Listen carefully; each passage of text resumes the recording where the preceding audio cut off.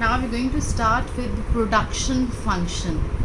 Chapter's name is also said as laws of returns, returns to a factor and returns to a scale. Now first I'll explain you the meaning of the term production function. So let's begin with the word production. Everyone knows that production refers to transformation of inputs into outputs. Okay. Now production function is relating to this activity only. It shows the relationship between physical inputs and output of a good. Now physical means which can be seen and touched. Only those inputs and output is the relationship between those physical inputs and outputs is known as production function. Symbolically it is written as, say, Qx equals to F bracket input 1, input 2, input 3 till nth input. As many inputs you want, you can put for producing some output. So it is Qx is the quantity of output, say, of commodity X. F shows the functional relationship. I1, I2 and all In are the inputs needed for production. Now further exaggerating the production function, instead of using so many inputs, I have only used two inputs here. So if we assume that there are only two inputs, namely one is labor depicted as L and capital as K, then the simple production function will be Qx equals to F bracket L comma K. L and K has to be in bracket because these are the inputs. L is the labor and K is representing capital. Now some important points relating to production function. It is expressed with reference to a particular period of time. Production is always relating to some particular period of time. Second is, it expresses the physical relationship between input and output. I already emphasized on the word physical here. Physical means which can be seen and touched. Okay, and you know that while producing any commodity, it's not only the physical things which are required. Other than that also things are required for production. But ignoring all that, only the physical relationship is taken here between inputs and output. Next is, it describes a purely technological relation. Which technique are you using, how many inputs, and accordingly what is the output. Now before understanding things further, I would like to explain you some terms like short run, long run, variable factors and fixed factors. Now let's begin with short run. Short run, as the name suggests, is a short period of time. So it's a period of time in which output can be increased by changing only variable factors. What are variable factors? I have explained here. I'll discuss it with you later. As the name suggests, variable. Variable means which keep on changing. Are you understanding? So a period in which production or output changes only by the change of variable inputs, whereas fixed inputs like plant and machinery etc. cannot be changed in the short run. Is that clear? Next is long run. Long run refers to a period in which output can be changed by changing both variable as well as fixed factors or inputs. So in long run, firms can change their factory size, switch over to new techniques, purchase new machinery etc. So all the factors are variable, you can say. All the factors change, whether variable or fixed. Now what are variable and fixed factors? I'll discuss with you that. Variable factors refers to those which can be changed in the short run. Like, say, for example, raw materials, casual labor, power, fuel, etc. These are variable factor. Am I clear? They keep on changing. As the output increases, variable factors increase. As the output decreases, variable factor decrease. And when output is zero, variable factors also tend to be zero. When no production is there, you need no labor, no raw materials to be purchased. So variable factors are in a way not purchased. Next is fixed factors. It refers to those factors which cannot be changed in the short run. Fixed factors are the ones which remain constant in the short run, but these can change in the long run. For example, plant and machinery, building, land, etc. So here, whether the output increases, decreases, becomes zero, whatever, fixed factors remains same. That is unchanged. After this, I'll start with the discussion of concept of product. Product is divided or categorized as total product, known as TP, marginal product, MP, average product, AP. It is also, TP is also known as total physical product. MP is also known as marginal physical product, and same way average product is known as average physical product. So it can be TPP, MPP, APP, one and the same thing. Now what is TP? What is total product? Total product refers to total quantity of goods produced by a firm during a given period of time with the given number of inputs. So with the help of various inputs, what is the total quantity of production is total product. I hope I am clear. Next is, I'll discuss average product first. Average, as you all know, average is per unit of total.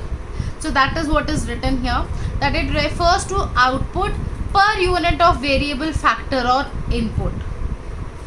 The formula becomes AP equals to TP upon L, where L is a variable factor, say labor, keeps on changing with the change in the level of output. So those are variable factors. I hope it is very simple. This all formula is there in maths also. Like for average, you need to take the sum total of all the observations upon number of observations. So it's the same. So average production, average output means total output produced upon number of variable factors or labors involved. Next is marginal product. As the word marginal means an additional unit. So here also it refers to addition to the total product when one more unit of variable factor is employed on a given piece of land. If 10 laborers are working and they are giving 100 units of production. Now on adding one more labor, now 11 laborers are working and the production is say 105 units. So addition of one variable factor contributed how much to the production? That is marginal product, like 100 and 105. So the difference is 5 units. Are you understanding? So it's the change in TP or addition to TP. The formula is MPN equals to TPN minus 1, or it can also be written as MP equals to delta TP upon delta L. Delta is the change. So change in TP upon change in the units of variable factor. I hope I am clear. Now in both these formulae you see that TP is used. So what is the formula for TP? TP can be found using average product also and using marginal product also.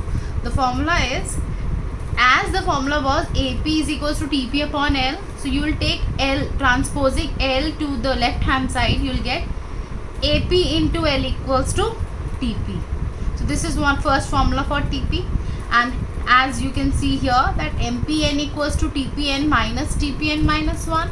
So relating to that, the formula will be TP equals to sigma MP. Now explanation of this formula is further given in the explanation part. You'll understand it better there. Next is returns to a factor. As the heading of the chapter was returns to a factor and returns to scale. So I would like to tell you that when talking about production function, there are two types of production function: short run production function and long run production function. Short run production function is also known as returns to factor. Now what is short run? It is the period in which only variable factors change, fixed factors remain constant.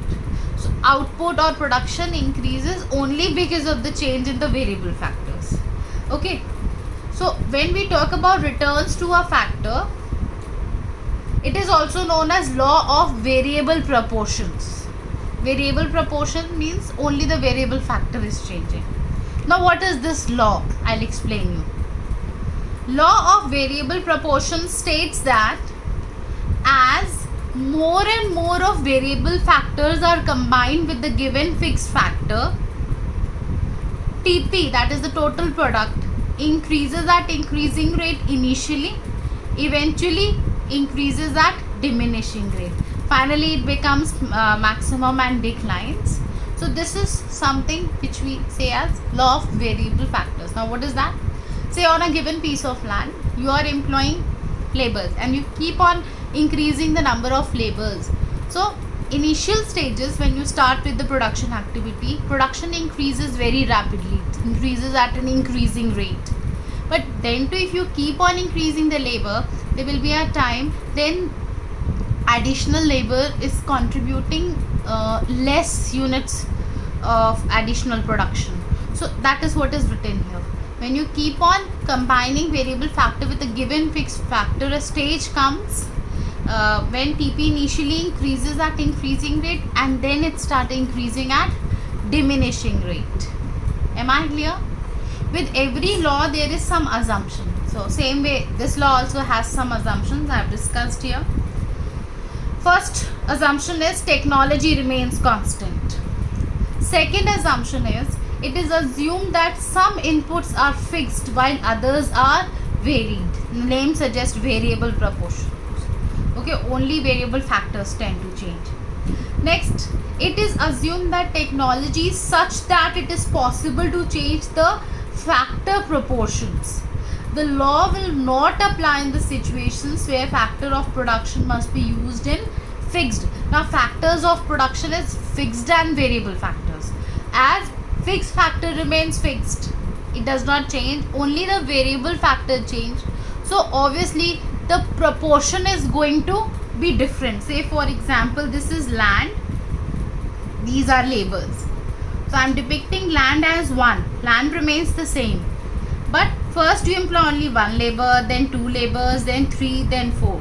So you can see that it was 1:1, then 1:2, then 1:3, then 1:4. That is one of the assumptions, that the proportion keeps on changing. If it is fixed, then this law is not applicable. Law of variable proportions will not operate. Next and the last assumption is it assumes that all the units of variable factors are homogeneous and are equally efficient. You are employing 1 labor, he is also contributing the same units to the production. The next labor is also contributing. They are all equally efficient. This is the another assumption which the law considers. I hope I am clear. Now the same law is explained using a schedule and a diagram, and I have also given the relationship on the next page. Okay, now please listen to me very carefully. In this chapter only it is this law which is very important. Okay, now fixed factor I have taken land and that is constant. I have taken it 111. Next is variable factor is labor. It is increasing. So 1, 2, 3, 4, 5 and 6. Total production. Now what is the behavior of TP? Listen to me. TP, when 1 labor is employed, total production was 10 units. When 1 more labor is added to the given piece of land, production becomes 30 units. So what is the increase? Previously 0 labor, so 0 production. Now 1 labor is added. How many units increase? 10 units. 1 more labor, how many increase? 20 units are added to the production. Is that clear? Now 1 more labor is added. Now how many units are added to the production? How will you calculate? It's 45 minus 30. How much? 15 units. Now here it was 10, then 20, more than 10. Then it is 15, that is less. So till here we say that till 2 units of labors are employed, TP is increasing at which rate? Increasing rate. After this, when the difference is less, so it starts increasing at which rate? Diminishing rate. I hope TP's behavior is clear. So initially TP increases at increasing rate, then it starts increasing at diminishing rate. After that, if you see, then TP is again, this is diminishing rate, and here it becomes no change, that is, it is maximum. So when 5 units of labor are involved, then TP is maximum. Is that clear? Now, so you can see in the diagram also that TP is increasing at diminishing rate, and this point it is constant. After this, if you keep on increasing still the labor, then the production, total production, instead of increasing with, will fall. So there will be a fall, negative 48 minus 52 will be minus 4. Production declines. Is that clear? Now the difference which I have shown you here is MP. What was the formula for MP? MPN is equals to TPN minus TPN minus 1. So this is, say for example, nth unit of variable factor. So for finding MPN, you have to take what? TPN and above TP, that is TPN minus 1. So 10 minus 0 will be 10. 30 minus 20 will 10 will be 20. 45 minus 30, 15, and so on. Is that clear? So what is the behavior of MP? Initial stage MP increases, then 20 to 15, 15 to 7 and 0, it keeps on decreasing. This is MP decreases, then it becomes 0, and after that MP goes negative, if you see. So same has been represented in the formula. Anything which increases at increasing rate in the diagram makes something like, you can say, I. So only this part has been highlighted and rest is I. I hope I am clear. So this is I shape. Then whatever increases at diminishing rate makes something like, you can say, D. So only this part has been highlighted. So this is something like D, increasing at decreasing or diminishing rate, maximum, and it falls. Corresponding point has to be taken from here. When TP is maximum, MP is 0. So this point has to be the corresponding point. So x-axis, you will show the units of variable factors in both the graphs. Y-axis, TP and MP. It increases at increasing rate, MP increases. Then at a point where MP is maximum, it stops increasing at increasing rate and starts increasing at diminishing rate. This is known as point of inflection. When TP stops increasing at increasing rate and starts increasing at diminishing rate, that is point of inflection. TP becomes maximum, MP is 0. So when TP increases at diminishing rate, MP declines. When TP is maximum, MP is 0, and when TP declines, then MP becomes negative. This is what is the relation I have written on the next page. Is that clear? You can see the relation. This is it. TP increases at increasing rate, MP increases. First relation. TP increases at diminishing rate, MP decreases. Second relation.